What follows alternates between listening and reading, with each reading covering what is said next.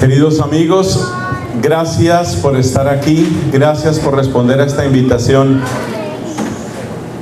Quiero compartir con ustedes algunas reflexiones que nos ayuden a conocer más y a amar mejor el centro y culmen de nuestra fe, la Divina Eucaristía.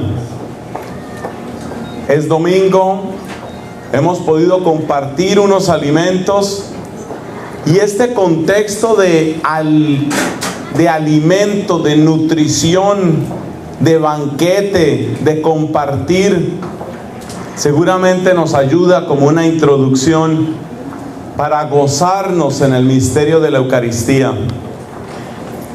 En esta oportunidad, amigos, quisiera que siguiéramos una metodología de preguntas y respuestas, porque es una manera muy interesante de aprender. Así que empecemos. Y lo primero es, ¿por qué celebramos Eucaristía? ¿Por qué tenemos esa ceremonia tan especial? Y la respuesta es muy sencilla. Se trata de un mandato del Señor.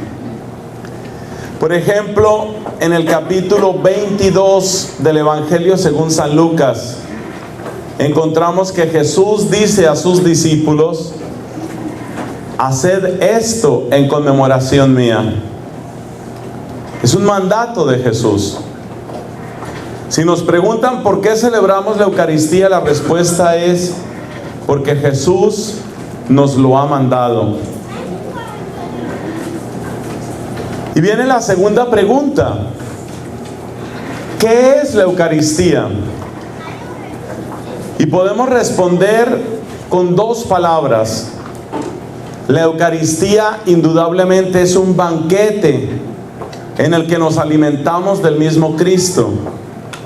Pero también podemos decir, la Eucaristía es presencia del sacrificio redentor del Señor. Las dos palabras clave son banquete y sacrificio. El banquete nos habla de encuentro de amigos, nos habla de encuentro festivo. El sacrificio nos habla del drama y del dolor. Y por eso hay como una tensión entre estas dos dimensiones, estas dos miradas a la Eucaristía. Porque al mismo tiempo parece que la Eucaristía nos pone en contacto con lo más feliz y con lo más triste. Con lo más feliz, porque ¿qué puede ser más gozoso que encontrarse con el mejor de los amigos? Pero al mismo tiempo, con lo más triste, porque estamos hablando de una vida que se entrega de manera dolorosa. Y por eso la Eucaristía tiene esas dos características.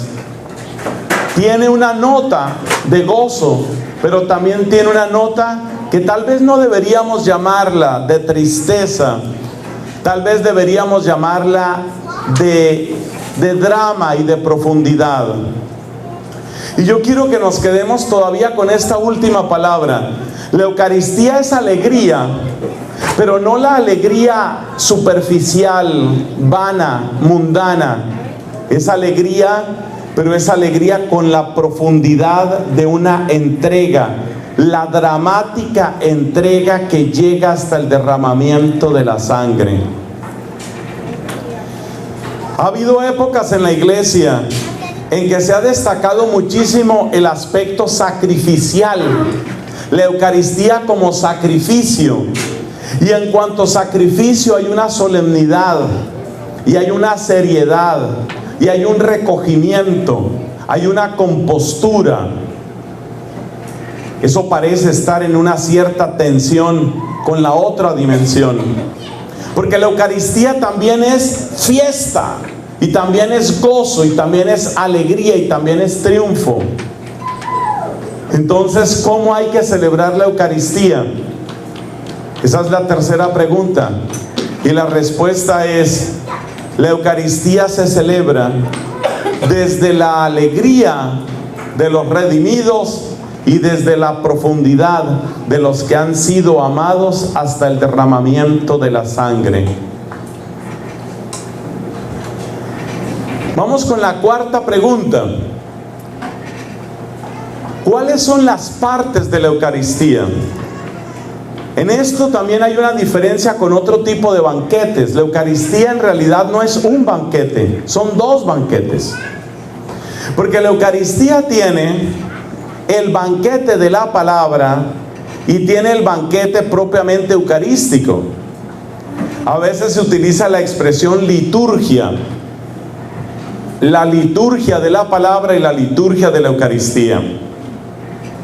Las dos partes principales de la Santa Misa son la palabra y el sacramento propiamente dicho, o la palabra y la Eucaristía. Y estas dos partes son inseparables, es decir, se iluminan mutuamente. Podemos decir que en la primera parte, en la liturgia de la palabra, yo conozco, llego a conocer quién es el que se da en la segunda parte. La liturgia de la palabra finalmente mira hacia Jesucristo. Porque es Cristo, mis hermanos, el que nos alimenta en esos dos banquetes, en esas dos mesas. Toda la palabra de Dios mira hacia Jesús. Toda la palabra de Dios mira hacia Jesucristo. Y eso quiere decir que cuando nosotros escuchamos con atención la palabra de Dios, la guardamos en nuestro corazón, estamos comulgando. Esa ya es la primera acción de comunión que tenemos en la Eucaristía. San Agustín decía algo muy hermoso.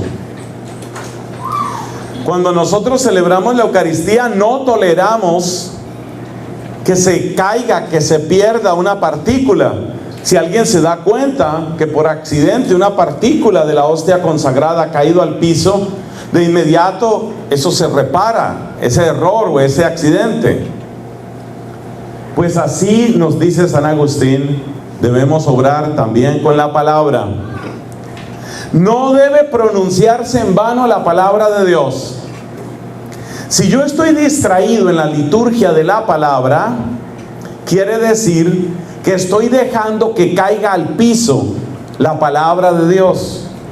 Porque así como la hostia consagrada no se confecciona para los muebles o las paredes, sino para que yo la coma, así la palabra de Dios no se pronuncia para que rebote en las paredes o para que caiga en los muebles, sino para que yo me la coma.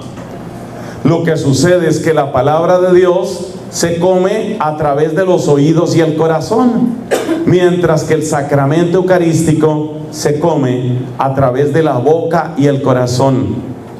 Y es entonces en el corazón, es entonces en el centro de mi vida y de mi ser, es ahí donde la palabra ilumina la verdad del sacramento y donde el sacramento lleva a plenitud la riqueza anunciada por la palabra.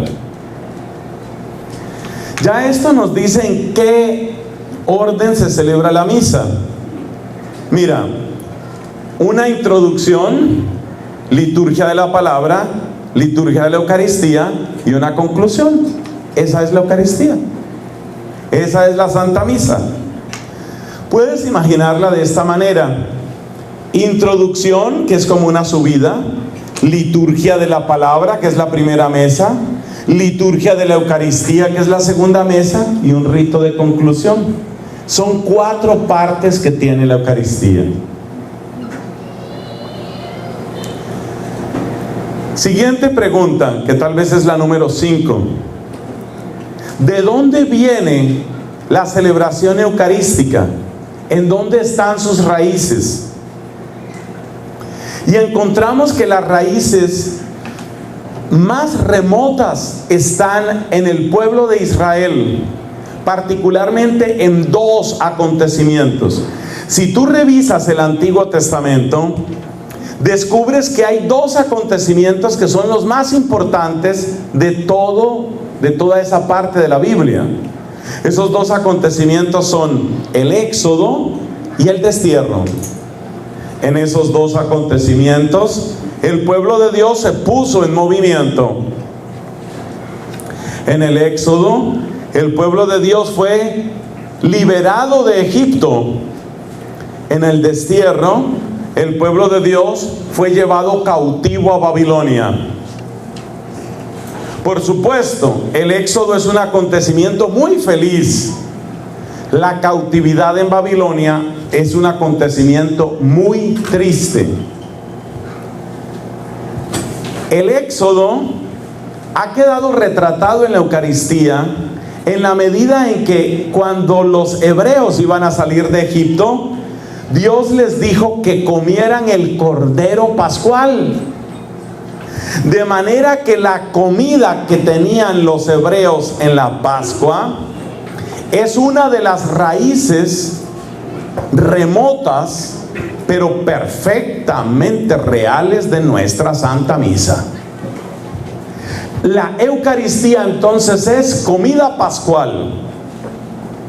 Observa una cosa: Dios mandó a los hebreos que celebraran esa Pascua, no a los egipcios.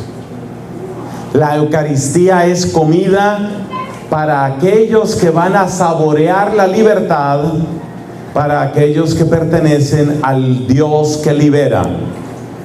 Es comida para los libres y es comida que libera. Entonces esa es una de las raíces. ¿Y qué tiene que ver la cautividad en Babilonia? Es algo muy triste. Se puede decir que es el momento más bajo y más oscuro del Antiguo Testamento. Pero sí tiene que ver con la Eucaristía. ¿Sabes por qué? Porque cuando el pueblo de Dios fue llevado a la cautividad en Babilonia, entonces resulta que ya no podían celebrar los sacrificios en el templo, porque el templo estaba en Jerusalén. Ellos estaban en Babilonia, el templo estaba en Jerusalén. La ley de Dios, especialmente en el Deuteronomio, dice abiertamente que el sacrificio solo debe ofrecerse en el templo, pero no tenían templo. Entonces no podían ofrecer los sacrificios que mandaba la ley. ¿Qué hicieron los judíos desterrados cuando ya no pudieron ofrecer sacrificios en el templo? Decidieron reunirse para escuchar la palabra de Dios. Ahora te das cuenta de dónde vienen las dos mesas que nosotros tenemos. Las dos mesas son la mesa de la palabra y la mesa de la Eucaristía. La mesa de la palabra tomó mucho de su forma actual después del destierro, cuando los judíos, no pudiendo celebrar los sacrificios en el templo, tuvieron que contentarse con la meditación de la palabra. Hoy es domingo y hemos celebrado juntos la Santa Misa. Ustedes vieron lo que hicimos. Proclamamos la palabra de Dios. Hoy, por ejemplo, había una lectura de la carta del apóstol Santiago. Hoy había también una lectura del profeta Isaías. Hoy había una lectura del evangelista San Mateo. Nosotros proclamamos esas palabras, esas lecturas, y después siguió una homilía. Esa meditación de la palabra de Dios, queriendo aplicarla a nuestro tiempo y a nuestra comunidad concreta, eso de leer la palabra, meditarla y aplicarla, fue un ejercicio que aprendieron los judíos, sobre todo después del destierro, porque sobre todo después del destierro no tenían otra cosa que hacer. Fue la palabra de Dios la que los acompañó. Es decir, el pueblo judío encontró alimento en la palabra, sobre todo después del destierro. Así que, ¿cuáles son las dos raíces remotas de la Eucaristía? Son el éxodo y el destierro, aunque de una manera muy distinta. El éxodo nos ha dado la comida pascual, que es la mesa de la Eucaristía, y lo que vivió el pueblo después del destierro llevó a esa estructura que tenemos de reflexión sobre la palabra de Dios. Los judíos, por lo menos los judíos piadosos, siguen todavía ese mismo esquema.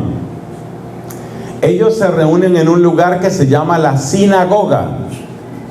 Y en la sinagoga leen la palabra de Dios y la explican de una manera parecida, por lo menos en su forma, parecida a lo que nosotros hacemos.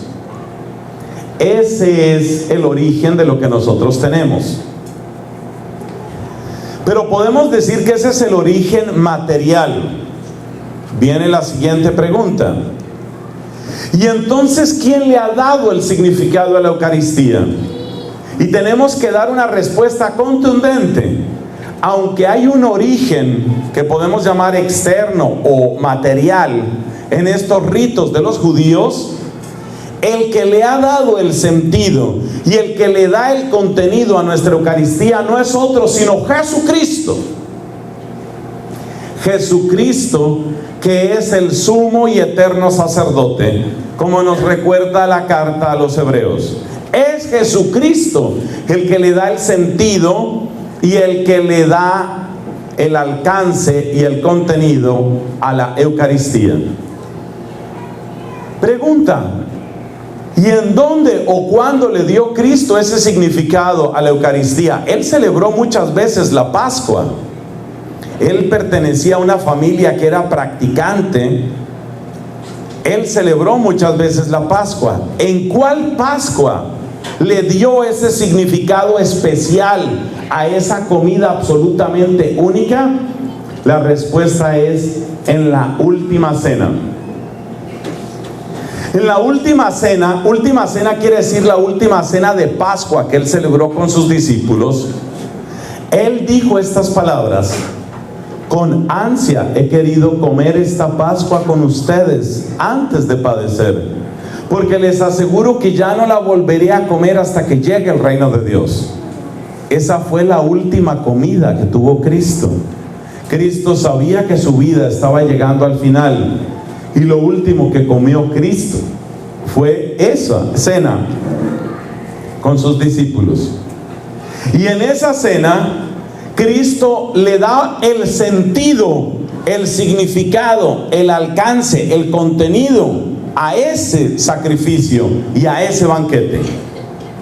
Esto lo detectamos en las palabras que la iglesia conserva como un tesoro preciosísimo. Esas son las que se llaman las palabras de la consagración. Las palabras de la consagración, palabras que la iglesia conserva como solamente se conserva lo más precioso, la joya más bella del corazón de Jesús, nos describen qué es lo que Él quería con ese sacrificio. ¿Qué es lo que Él quería con ese banquete? Por eso tenemos que mirar un poco esas palabras, porque esas son las palabras que al mismo tiempo explican y realizan lo que Cristo quiso. Cristo pronunció palabras sobre el pan y pronunció palabras sobre el vino. Sobre el pan, recordamos lo que dijo: tomad y comed todos de él, porque esto es mi cuerpo, que será entregado por vosotros. Digo la traducción que es más común, en otros lugares se dice por ustedes, pero no tenemos dificultades de lenguaje. Observemos en esas palabras, en eso que dice Cristo, tres cosas. Primero, Jesús está buscando un espacio en nuestra vida. Tomad y comed, dice. se está dando, se está ofreciendo. ¿Habrá quien lo reciba? ¿Habrá quien le abra espacio? Jesús quiere encontrar espacio en nosotros. Y atención, no cualquier espacio. Él es el Rey de Reyes. Y si le vas a dar entrada al Rey de Reyes, no es para que se convierta en esclavo de tus caprichos o en espectador de tus pecados. Solamente se recibe al Rey para reconocerlo como Rey. Entonces, el primer elemento es que Jesús pide un espacio porque Él se está dando. Tomad y comed, dice, todos de Él, porque esto es mi cuerpo. La Iglesia Católica ha conservado siempre como un tesoro el sentido fuerte de esas palabras. Esto es mi cuerpo. Otros cristianos, aunque se llaman cristianos, lamentablemente niegan el contenido de esas palabras. Por ejemplo, tratan esas palabras como si fueran un símbolo. Esto simboliza mi cuerpo, representa mi cuerpo, significa mi cuerpo. Hay algunos, como por ejemplo los luteranos, que dicen que esas palabras de Cristo sí representan la presencia de Él, pero que sin embargo el pan sigue siendo pan. La Iglesia Católica toma en serio y hasta el fondo las palabras de Jesús. Si Él dice, esto es mi cuerpo, y luego viene la pregunta, ¿qué es eso? La única respuesta es el cuerpo. Por supuesto, estamos llegando al milagro mismo de la Eucaristía. Porque nuestros ojos lo que siguen viendo es pan. Al comerlo, lo que siente nuestro paladar es pan. Y sin embargo, lo que admite nuestra mente educada por la palabra de Dios y dulcemente persuadida por la acción del Espíritu Santo es que se trata de el cuerpo de Cristo. Por eso, la Iglesia Católica afirma sin la menor duda que en la especie eucarística consagrada está real y verdaderamente Jesucristo, aunque el testimonio que nos dan los sentidos es distinto. Los sentidos nos hablan de pan, pero nuestra fe y nuestra mente, persuadida por el Espíritu, tienen una certeza: es Jesús. Por eso desde siempre la Iglesia ha rodeado de signos, no solamente de veneración, sino de auténtica adoración. Acuérdate que adorar solo adoramos a Dios. Y la Iglesia Católica desde siempre ha rodeado de signos, no solo de veneración, sino de adoración a la Eucaristía. Porque creemos que está verdaderamente Jesucristo. Algunos de estos signos son, por ejemplo, el postrarse, el arrodillarse, la manera como comulgamos. Los gestos corporales que tenemos en el templo solo tienen una razón de ser: creemos que Jesús está ahí. Llevo 2 de los 3 elementos de las palabras sobre el pan. Dijimos que eran 3 elementos. El primero es tomad y comed, o sea, recíbeme. El segundo elemento es Él está verdaderamente presente. El tercer elemento es: esto es mi cuerpo que será entregado por vosotros. Es decir, son esas palabras las que denotan un hecho, la unión inseparable entre banquete y sacrificio. Nos dice que comamos su cuerpo y nos dice que ese es el cuerpo entregado, es el cuerpo de la víctima que se ofrece. En términos litúrgicos, esta es la estrechísima unión que hay entre el Jueves Santo y el Viernes Santo. En realidad, es una misma ceremonia. Y si tú recuerdas bien, cuando termina el Jueves Santo, cuando termina la ceremonia del Jueves Santo, que se llama celebración eucarística de la Cena del Señor, cuando termina, el sacerdote no nos da la bendición. ¿Te has dado cuenta de eso? Habrá quien sí se haya dado cuenta. A uno no le dan la bendición el Jueves Santo.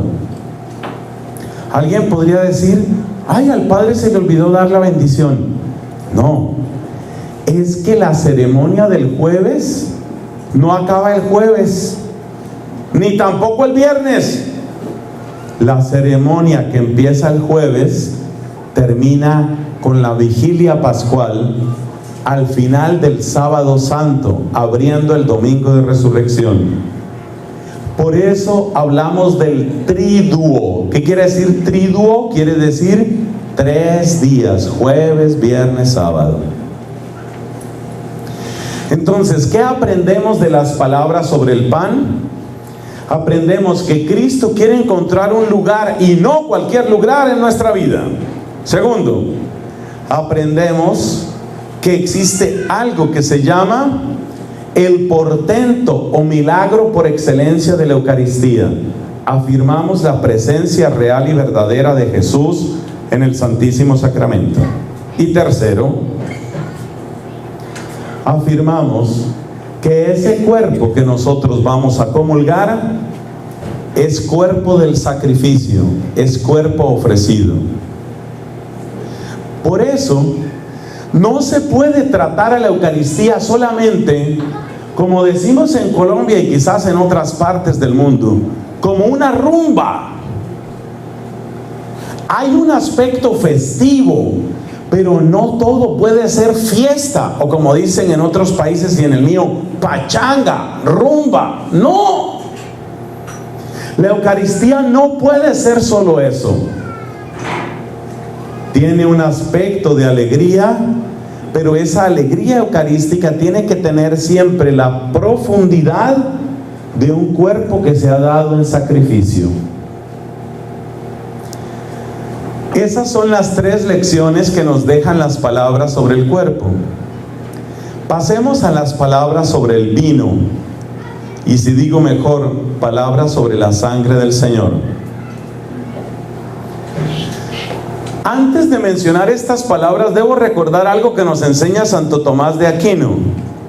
Se pregunta Santo Tomás por qué Jesús quiso darse con 2 especies diferentes. Es decir, si en el pan, una vez consagrado, está real y verdaderamente presente Cristo, ¿no bastaba solo el pan? ¿Por qué se necesitaba también hablar de la sangre? La explicación que da Santo Tomás de Aquino es muy hermosa.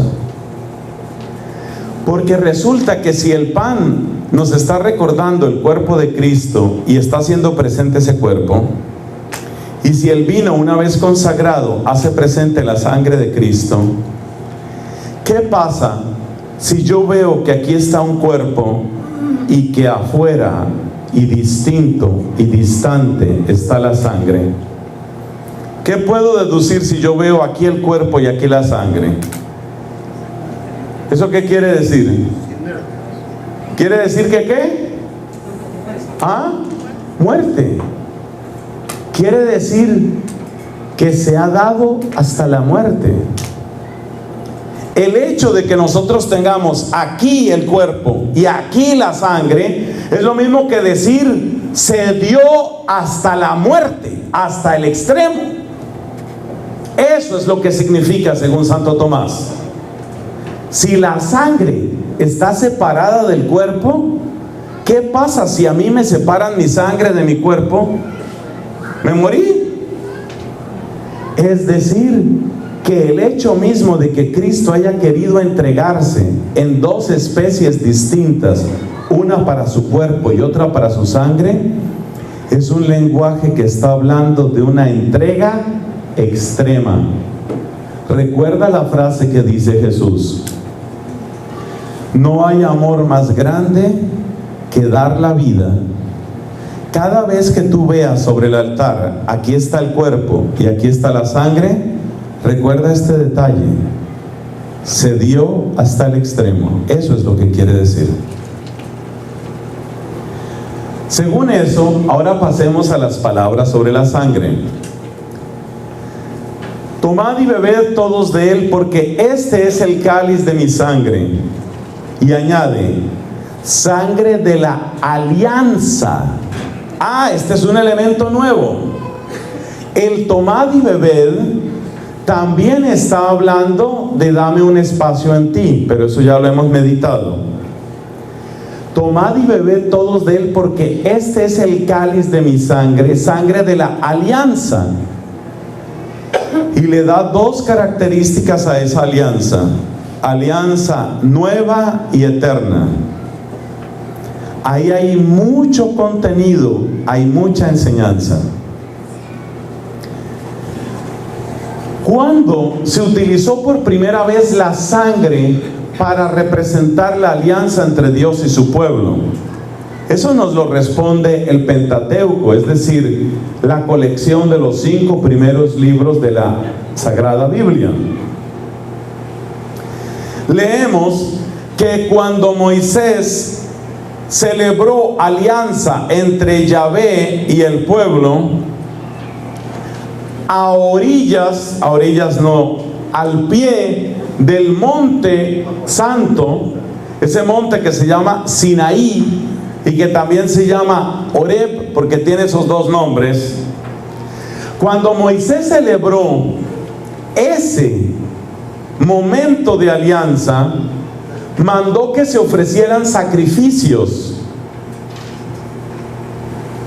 Fueron sacrificados muchos animales, y él dijo que la sangre de esas vacas o de esos toros debía quedar en unos recipientes, y luego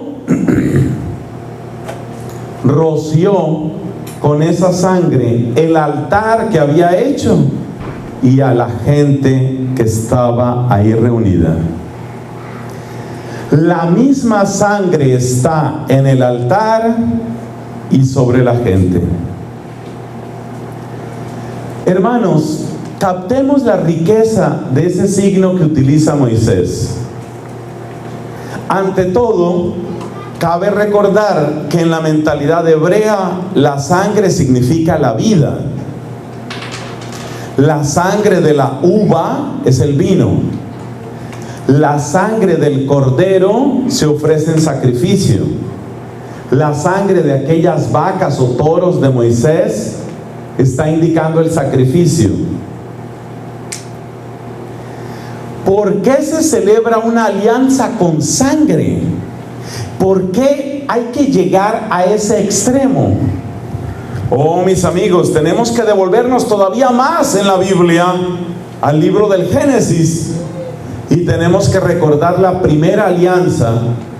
Esta vez no la hace Dios con todo el pueblo, sino únicamente con Abraham, porque no había más pueblo de Dios. De Abraham salió todo, ¿no? Cuando Dios hace la primera alianza con Abraham, le manda algo muy extraño. Le dice que tiene que partir por la mitad de unos animales y poner las mitades la una frente a la otra. Y que luego Dios, en forma de llamarada de fuego, pasó por entre esos animales partidos. ¿Qué es ese rito tan extraño?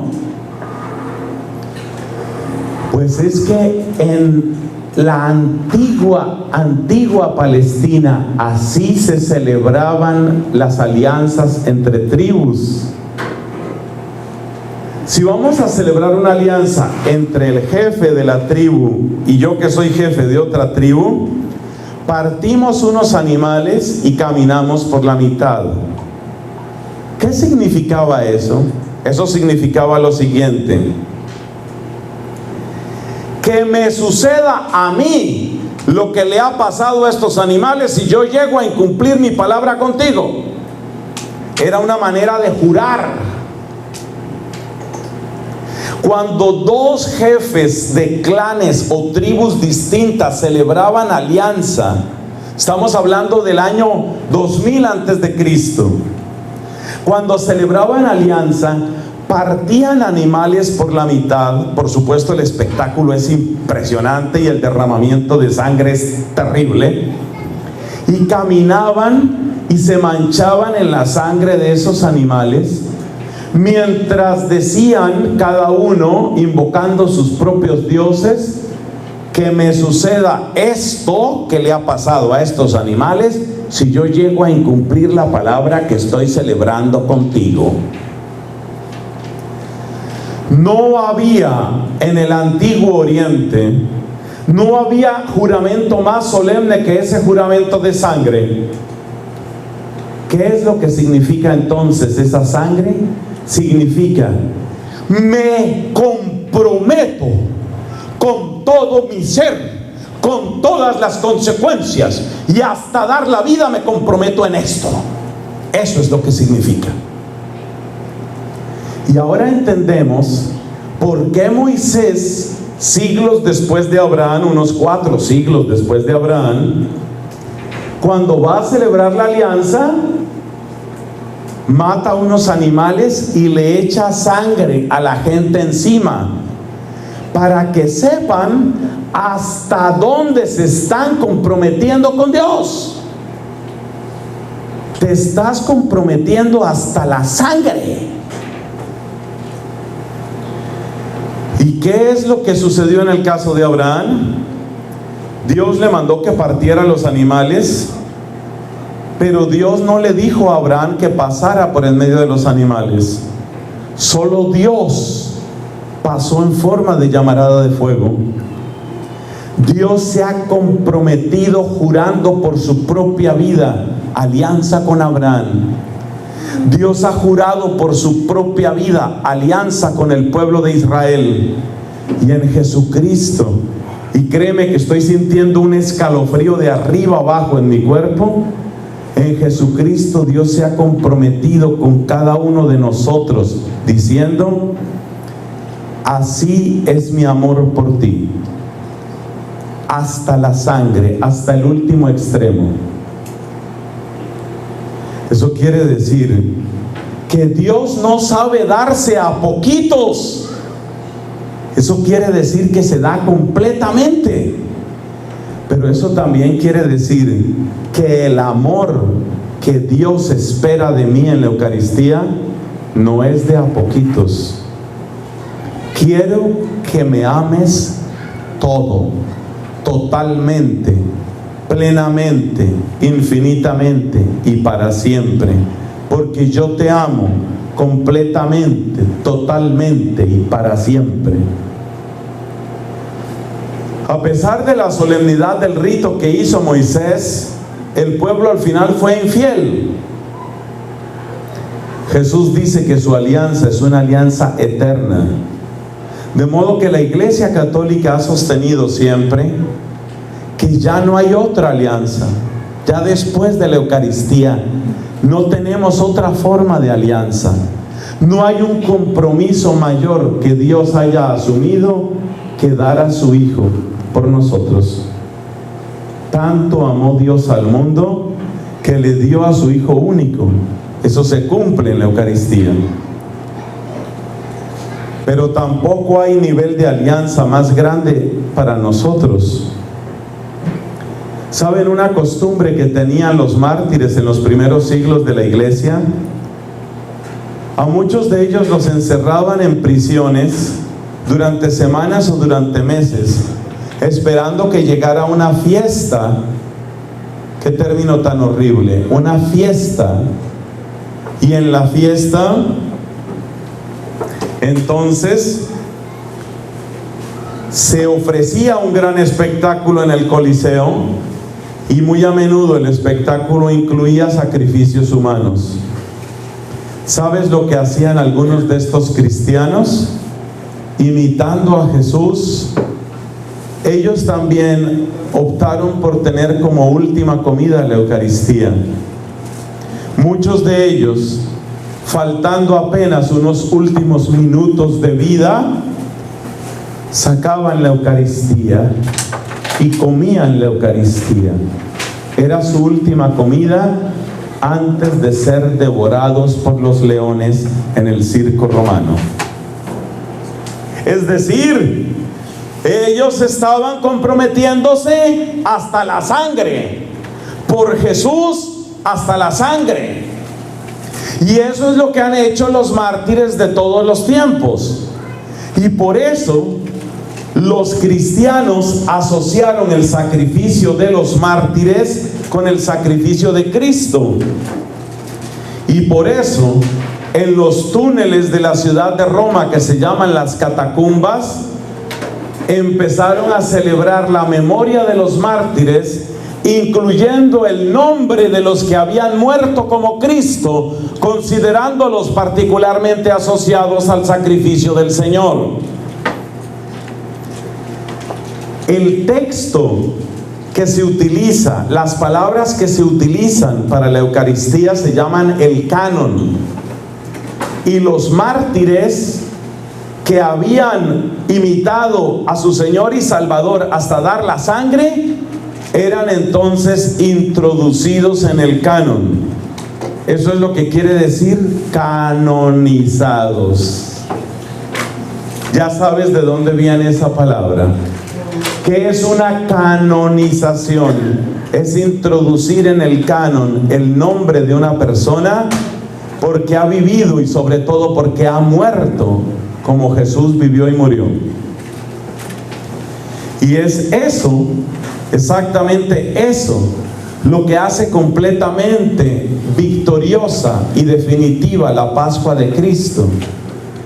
Como su entrega es total y como su eficacia es perfecta, no hay otra alianza. La alianza de Moisés era imperfecta. Y por eso encontramos en palabras de profetas como Jeremías o como Ezequiel el anuncio de una nueva alianza. Ahora Jesús nos dice, esta es esa nueva alianza. Y también nos dice que es alianza eterna, indicando que después de esa ya no hay ninguna más. Terminemos con las últimas dos preguntas. La primera es esta. Parece una pregunta extraña tal vez. En la Eucaristía, ¿Jesús me alimenta a mí o nos alimenta a todos? Es una pregunta extraña. Porque por supuesto sabemos que Jesús nos alimenta a todos. No solamente me alimenta a mí. Pero el apóstol San Pablo, en el capítulo 12 de la primera carta a los Corintios, saca una extraña conclusión, muy bella, basada en esta pregunta que acabo de hacer.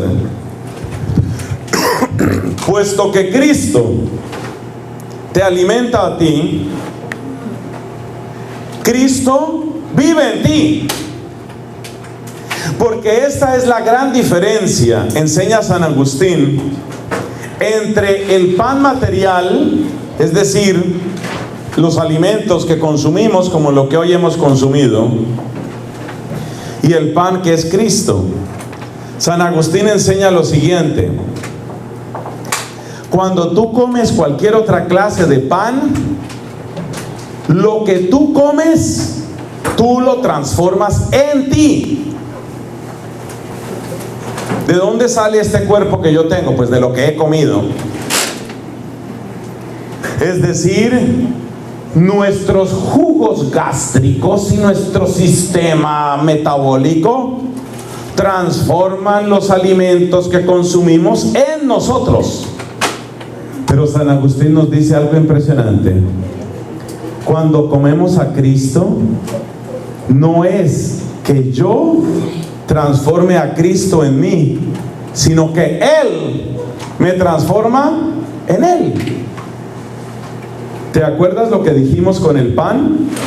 Dijimos que Él quiere ser recibido, pero también dijimos, Él quiere ser recibido como lo que Él es. Y Él es Rey y Señor. Cuando Cristo llega a nosotros en la Eucaristía, no llega de una manera pasiva.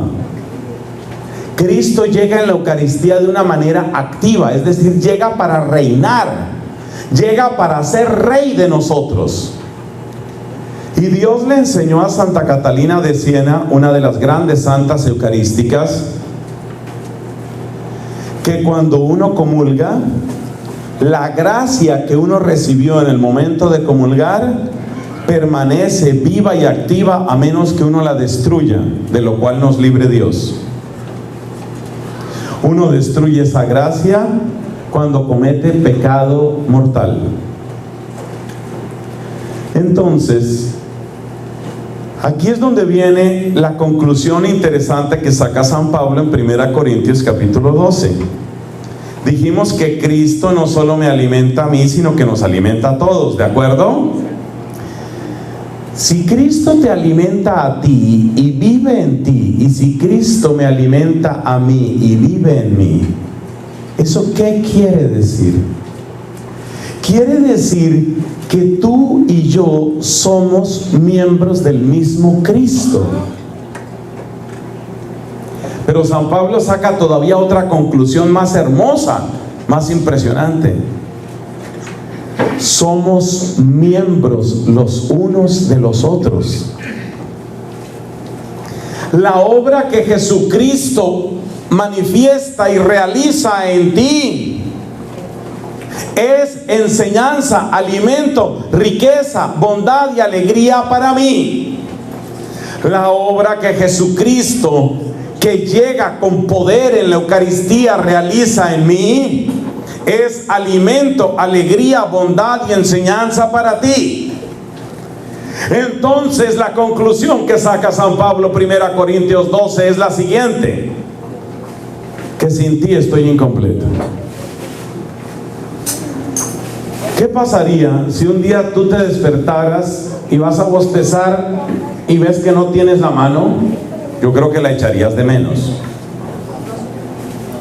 Si tú te fueras a bajar de la cama y descubrieras que de la rodilla para abajo no tienes nada, que te falta la pantorrilla, el tobillo y el pie, yo creo que tú echarías de menos tu pantorrilla. A uno le hace falta, hombre, su pantorrilla. A mí por lo menos me hace falta mi pantorrilla. Yo echaría bastante de menos mis tobillos. Yo creo que tú también. Eso es lo que nos enseña San Pablo. Si vamos a comulgar, tenemos que acostumbrarnos a que estamos incompletos sin nuestros hermanos. Si vamos a comulgar, tenemos que sacar de nuestra cabeza el modelo individualista. Jesús y yo y Jesús, Jesús conmigo, yo con Jesús. Recuerda, Jesús no solo te alimentó a ti, Jesús nos alimentó a todos. Si Cristo nos alimenta a todos, somos parte los unos de los otros. Estoy incompleto sin ti. Estás incompleto sin mí. Por eso, una verdadera fe eucarística nos lleva necesariamente a una transformación radical de la manera de tratarnos los unos a los otros. Porque entonces tu vida y tu cuerpo son preciosos para mí. Yo no puedo usar tu cuerpo como si fuera una cosa. Yo debo tratar tu cuerpo, tu vida, tu historia, tus sentimientos, tus sueños, con la misma delicadeza con que yo trato mis sueños, mis sentimientos y mi propio cuerpo. ¿Ves cómo la Eucaristía transforma completamente nuestras relaciones sociales? Y ahora vamos con la última pregunta de esta brevísima catequesis sobre la Eucaristía. Porque créanme, hermanos, que para hablar de la Eucaristía podríamos hacer un curso completo, o por lo menos un retiro espiritual de muchos días. Pero terminemos esta pequeña catequesis con una última pregunta. ¿Es la Eucaristía entonces lo más grande que puede tener un cristiano? Respuesta: en un sentido sí y en otro sentido no. ¿Qué? En un sentido sí, mientras estamos en esta tierra, no hay presencia de Cristo, no hay realización de la iglesia, no hay obra del Espíritu y no hay milagro que se equipare. Nos enseña Santo Tomás de Aquino: en ningún otro sacramento se prueba la dulzura de Dios en su misma fuente. Qué expresiones tan lindas las de Santo Tomás. Es decir, en esta tierra no tenemos nada más grande que la Eucaristía, nada más grande. Pero atención, Eucaristía entendida de manera eclesial, no únicamente como devoción individual, yo y Jesús, Jesús y yo, qué bien estamos los dos. No, la verdadera fe eucarística siempre es social, porque yo estoy incompleto sin el bien de mi hermano. Mientras estemos en esta tierra, de verdad, no hay nada ni mejor ni mayor que la Eucaristía. Pero, resulta que la vida no termina en esta tierra. En la Eucaristía, aunque está Jesús, todavía hay un velo, como el velo que estaba cubriendo el arca de la alianza en el templo de Jerusalén. Todavía hay un velo. ¿Ese velo cuál es? Se llaman las especies eucarísticas. Ya hemos explicado. Yo no veo directamente a Jesús. ¿Yo qué veo? Lo que me parece pan, a mis ojos parece pan. Ese último velo, ese velo de las especies eucarísticas, cae únicamente cuando se acaba esta vida. Por eso, aunque la Eucaristía es lo más grande, lo más santo, lo más bello que tenemos en esta tierra, cuando termine nuestra vida en esta tierra habrá algo todavía mayor. Se llama el cielo.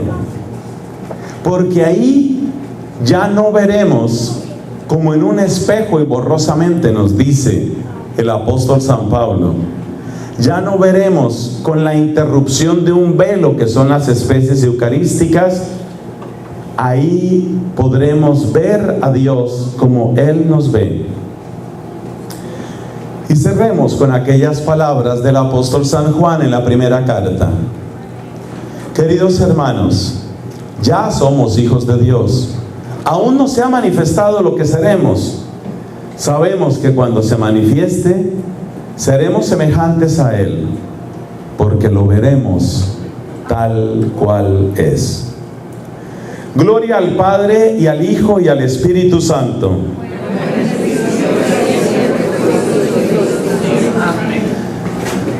Ahora les voy a pedir que nos pongamos de pies para hacer 3 Ave Marías, solamente 3. Y ya les voy a decir cuál es el propósito de estas 3 Ave Marías. La primera Ave María la vamos a ofrecer suplicando al corazón de la Virgen que nosotros amemos más a Cristo como Él, como ella lo amó. Porque el gran modelo de amor a Jesús es María. Nadie lo amó como Él, como ella. Nadie lo amó como ella. Entonces vamos a pedirle a María que infunda en nosotros un amor semejante, para también nosotros recibir siempre a Cristo con esa misma ternura, adoración y coherencia de vida y de fe. Dios te salve María, llena eres de gracia, el Señor es contigo. Bendita tú eres entre todas las mujeres, y bendito es el fruto de tu vientre, Jesús. Santa María, Madre de Dios, ruega por nosotros pecadores, ahora y en la hora de nuestra muerte. La segunda Ave María la vamos a ofrecer por nuestros sacerdotes, obispos, por el Papa, por las vocaciones sacerdotales. Sin sacerdotes no tenemos Eucaristía. Necesitamos muchos sacerdotes, pero sobre todo sacerdotes santos.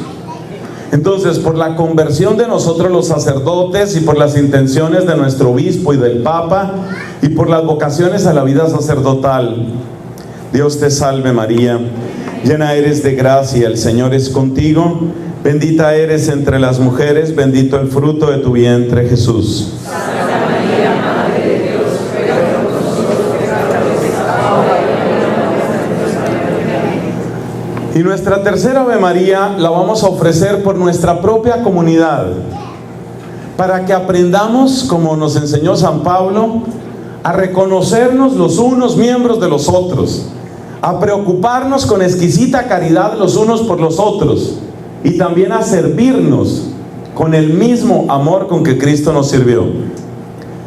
Dios te salve María, llena eres de gracia, el Señor es contigo, bendita eres entre las mujeres, bendito el fruto de tu vientre Jesús. Santa María, Madre de Dios, ruega por nosotros pecadores, ahora y en la hora de nuestra muerte. El Señor esté con ustedes. La bendición de Dios, Padre, Hijo y Espíritu Santo, descienda y permanezca siempre. Quiero agradecer